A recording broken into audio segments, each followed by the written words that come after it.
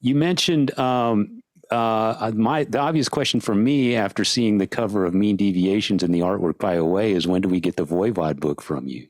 Oh man, I literally today just got the first layout chapters. I've got three final chapters into my layout artist, and I have kind of these ideas for how I want it to look, but I don't have the technical ability as a graphic artist. So I hire people to do my books, and he sent me back something like literally 20 minutes before I signed on today, and I'm looking at this stuff going, if this is rough, man, this is going to look good. I can't wait. My wife was looking over my shoulder going, this is going to be your best book ever. And she was just looking at 3 pages of it. She hadn't read a word. And I was like, yeah, I hope it is. So I was taking a shot in the dark here. It's in the works? Oh, yeah. It's been in the works since 2019, actually. That was the year that I quit Inside Out Music, the progressive label, and went on my own. And I thought, I could work on 2 books at the same time, no problem, because I had the Fates Warning book just starting then, too. Yeah. Well, that didn't work out. I don't know if Jason's ever tried to work on 2 albums at once, but it doesn't. It felt like that. It felt like, what was I thinking? There's no way. I mean, I need focus for one thing. It's a huge project. I have, it's kind of split brain, but I have worked on 3, maybe 4 different kinds of songs in 1 week. Yeah, it was driving me nuts. And because it's such a long-term project, like I don't think a book should ever take less than 2 years. If it does, I think, especially a book like this where there's a lot of research and listening involved, and the listening has been my research, so maybe I don't have to bone up on stuff so much. But I got into that process, and by early 2020, I was like, I can't do both. And the Fates Warning book kind of took a head of steam. It started rolling, and I started getting really into it.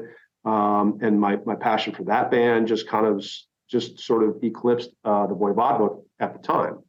I would say I love these bands equally. They're very different, but they're 2 of my very favorites. But so I just told the Voivod guys, look, and the manager, like, it's going to be a while. I got to finish this Fates book, and they were totally cool. So now I've amassed a lot of stuff. I've done tons of interviews with all living members of Voivod except for Blackie. I've talked to people like Mike from Opeth and Grutla from Enslaved and Luke from Gorguts, and trying to get Jello Biafra, but we'll see. He's a fan. But I'm just talking to everybody, and management, past managers, stuff like this, different producers. Mark Berry, who did Outer Limits. If you look up his resume, it's pretty impressive. Harris Johns, Glenn Robinson. Is Blackie going to cooperate? Or when you say you haven't interviewed him yet, is it because he's not participating, or you just haven't gotten around to him yet? No. I contacted him, and he and the band have had a bit of a falling out over the years. Yeah. It's long running. He quit. He's been in and out of the band twice. Yeah. So there's just a personality conflicts there, just to put it lightly. But I still wanted him because he's a huge part of their sound. He's a fantastic bass player. He's a hero bass player of mine, because that's the instrument that I play. And so my teachers would be him, and of course, people like Steve Harris and Geezer Butler and Joey Vera for sure. Jason, he's a killer bassist. I think the world has finally figured out that he is a bass man of many hats. Yeah. So anyway, I contacted him. He basically gave me 2 reasons. One, because of he basically, I knew he would say no, but I had to contact. I had to make the attempt so that I could tell fans and readers, like, well, I tried, and here's the email. Oops, sorry about that. Here's the email he sent me, or here's what he said.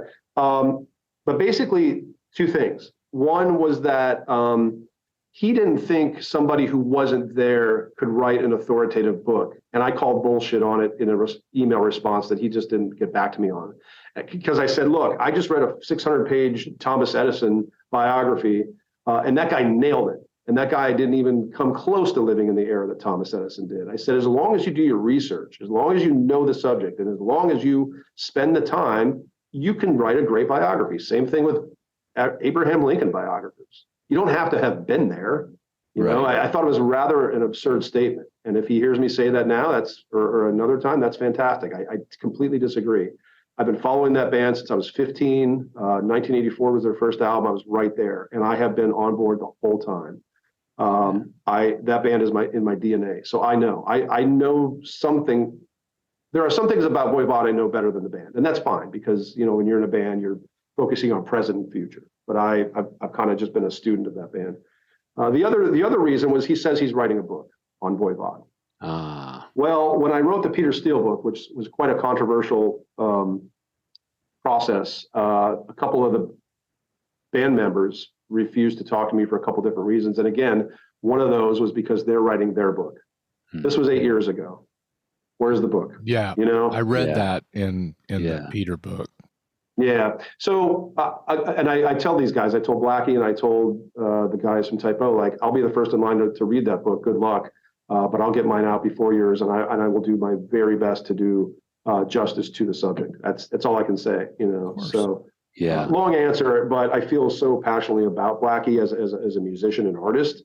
It's a little bit disappointing, but it'll be a great book nevertheless. No question. Yeah. Yeah. That's exciting. Well, that's great. We started this conversation about, you know, there's not enough books for nerds like us to read about our favorite bands. And there's certainly no book that I'm aware of out there on Voivod. And probably if there is, it's one of these slap together Tiger Beat type things that you're talking about. No. And in fact, there is a book, but it's a very different one. And it's more focused on Away's art. It came out in I think 2010 or so. It's called Worlds Away.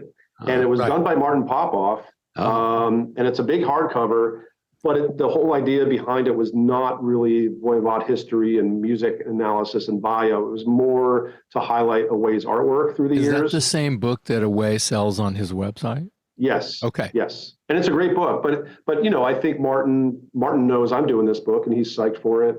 He told me, and the band know that this kind of book that I'm doing also needs to happen too.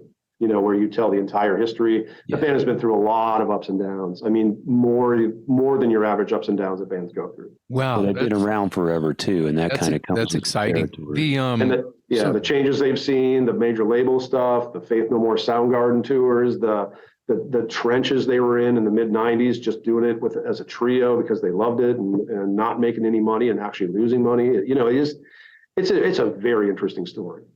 Yeah. I'll look forward to that one.